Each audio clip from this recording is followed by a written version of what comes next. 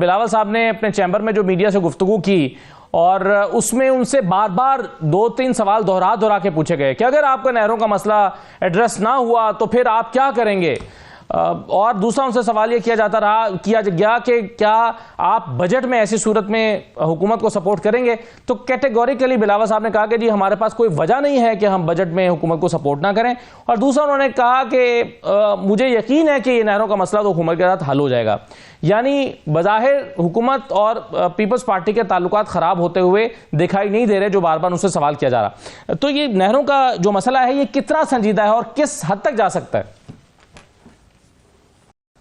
ये लसन भाई लाइफ लाइन है सिंध, और पानी का इश्यू आपको पता है बहुत ही नाजुक सेंसिटिव होता है बड़ा। और ये सिर्फ सिंध के लिए नहीं होता, ये पूरे पाकिस्तान के लिए पानी का मसला जो है तकसीम के हवाले से, चाहे वो 1991 का अकॉर्ड हो या इरसा की कार्रवाई हो या ये लेटेस्ट SIFC के तहत जो 6 केनाल्स का मंजूर था, वो ये तमाम चीजें जो खास तौर पे हमारे बारानी के लोग हैं या जो निचले टेल एंड पे लोग हैं उनके लिए बहुत ही ज्यादा कंसर्निंग और सीरियस हो जाता है।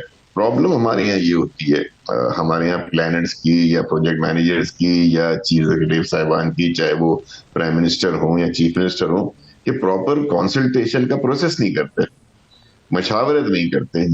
जो मसाइल ऐसे हैं जो बैनु सूबाई नौयत के हैं, जहाँ उनको पता है, मतलब मुझे बताया ना, इत्तेशाम साहब बैठे हुए हैं, सेंटर साहब बैठे हुए हैं, ये पानी के मसले पे आप जब बात करेंगे ये कंट्रोवर्सी है। और हमेशा गवर्नमेंट ये फेलियर है उसका, और ये गलती करती है कि बगैर कंसल्टेशन के प्रोजेक्ट अनाउंस कर देती है, और फिर उसके बाद जब उसकी तवज्जो दिलाई जाती है, बारहा दिलाई जाती है, वज़ीर आला से मुरादरी शाह साहब ने खत लिख के उनकी तवज्जो दिलाई कि भाई प्राइम मिनिस्टर साहब इस पे CCI का इजलास बुला लें, वहां अपने तहफ़्फ़ुज़ात रख लेंगे, वहां आपसे बात कर, उसको इग्नोर किया गया। अभी भी जो बिलावल साहब चेयरमैन साहब फरमा रहे हैं वो यही फरमा रहे हैं कि जब तक ये मंसूबा शुरू नहीं होता और ये रुका रहता है, उस वक्त तक कोई काबिल ऐसी बात नहीं है ना कि हुकूमत के खिलाफ चले जाए या बजट। ये तो जब वो चीज नहीं होगी उसके बाद ही का रिएक्शन है ना, वो पहले नहीं दिया जाता।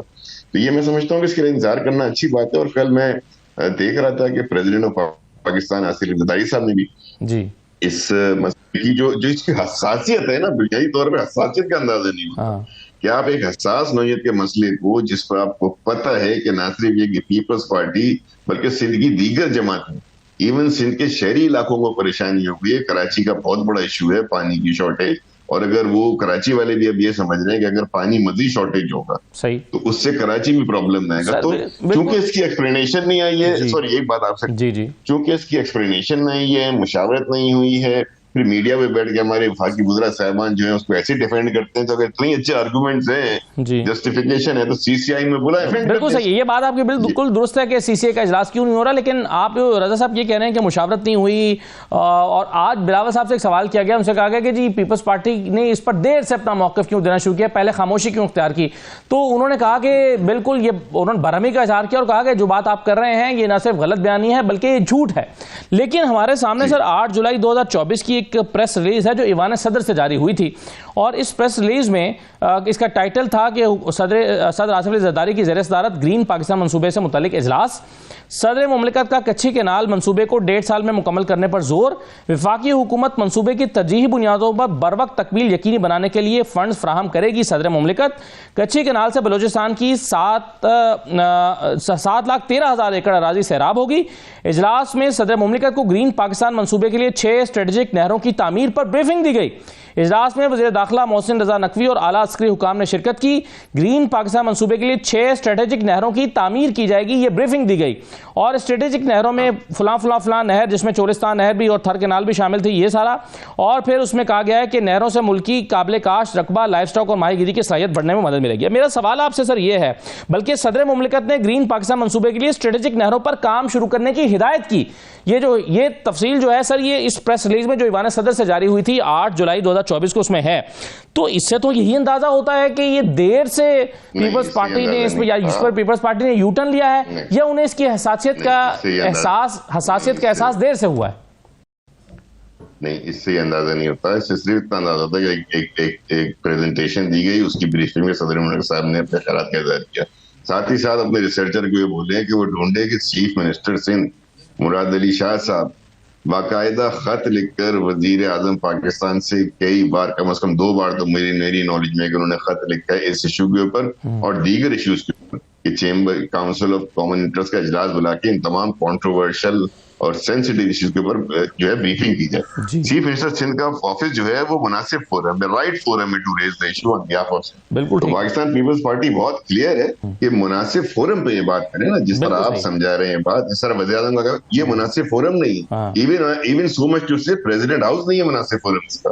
मुनासिब फोरम इसका है वो काउंसिल ऑफ कॉमन इंटरेस्ट। बिल्कुल सही। वहां जो बात होगी वो अगर आप जैसे भरमा रहे हैं, अगर इतनी अच्छी बात है, मैंने कहा ना, अगर इतनी अच्छी बात है, जस्टिफिकेशन मौजूद है, आप उसको डिफेंड कर सकते हैं, उस फोरम पे जाए जहां से ये बैन सुबाई मामला है पानी का, इसको वहां पे अगर आप रेस करेंगे, वहां आप इसकी अगर आप अप्रूवल लेंगे तो वो ज्यादा कारामद। बिल्कुल ठीक है, ये फोरम का सही फोरम सीसीआई ही है।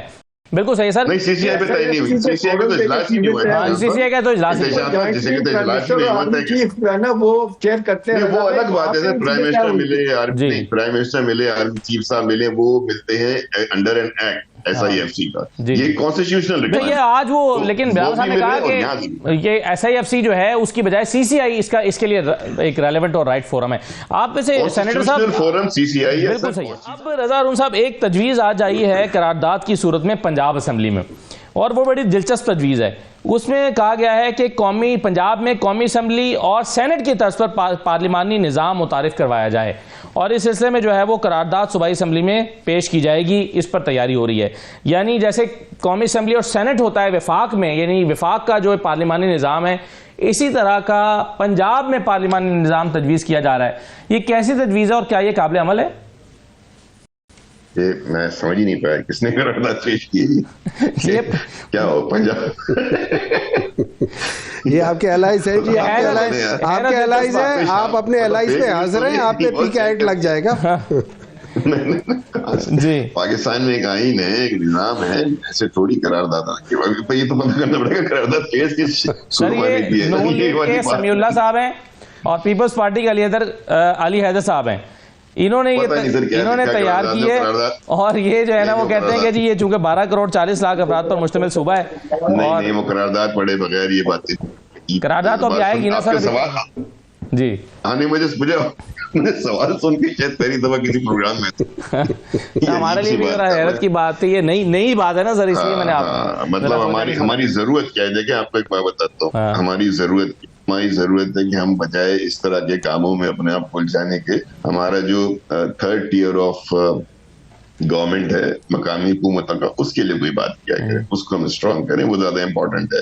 देखिए जो प्रॉब्लम है ना, या जो इख्तिलाफ है, वो बड़ा संगीन नौयत है। उसमें 3 बातें बहुत इंपॉर्टेंट है, JUIF और PTI के दरमियान। इस पूरी बैठक में यही 2 पार्टियां इनके पास स्ट्रीट पावर है, बाकी तो अब्बासी साहब वगैरह ये सब तो एक नाम है ना अपनी पार्टी के, इंडिविजुअल्स है, स्ट्रीट पावर वाले लोग नहीं।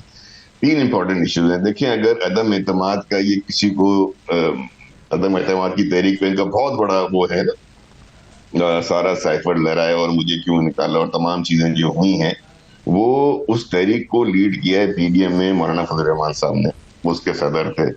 फिर अगर आप आ जाए दूसरा इम्पोर्टेंट जो इनका कंटेस्टिंग पॉइंट होगा आपस में, जिसको ये कैसे रिजॉल्व करते हैं, वो है 26वीं आईनी तरमीम। 26वीं आईनी तरमीम पे कामरान मुर्तज़ा साहब परमला के कह चुके हैं कि उससे PTI जो है हमारा हाथ छुड़ाकर भाग रही है, जबकि उस सारे प्रोसेस में वो बराबर की शरीक थी, और जो तरामीम हुई है उसमें उनकी कमेटी की मंजूरी शामिल थी, जिसमें चेयरमैन भी थे, सलमान राजा साहब भी थे। मसला वहां हुआ जब ये अपने बानी से इजाजत देने गए तो उसकी इजाजत नहीं थी।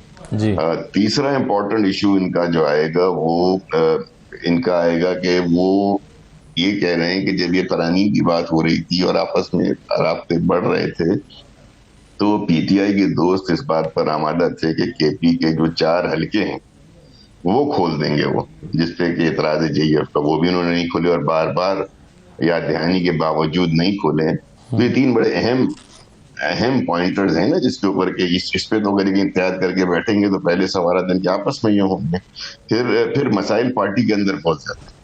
और जो ये डिमांड कर रहे हैं, जो सेनेटर साहब को मैं सुन रहा था माई भाई को, कि अगले इलेक्शन फ्री एंड फेयर और अच्छे होने चाहिए, वो तो हम भी एग्री करते हैं, कौन मना करेगा उसको। तो बिल्कुल ठीक बात है, उसमें तो जाहिर है कि बहुत से फ्लॉज हैं। हर इलेक्शन के बाद हम इसी चीज को लेके बैठ जाते हैं, कभी आरओ है, कभी आरटीएस है, हमारे फॉर्म 45 फॉर्म 47 कहते हैं। तो ये तो बात बसती तौर पे मुसल्लमा और बिल्कुल दुरुस्त है कि पाकिस्तान की जरूरत भी है और हमारी कोशिशें भी जमहूरी फोर्सेस की होनी चाहिए कि इलेक्शन जो है वो साफ सुथरे और गैर जानिबदार हो। बिल्कुल सही। तो ये तो ऐसा पॉइंट है कि इस पे किसी को एतराज हो, नहीं फिर अपना ब्रॉडर बिल्कुल सही है। और मुझे नहीं पता और क्या पॉइंट्स। बिल्कुल सही है।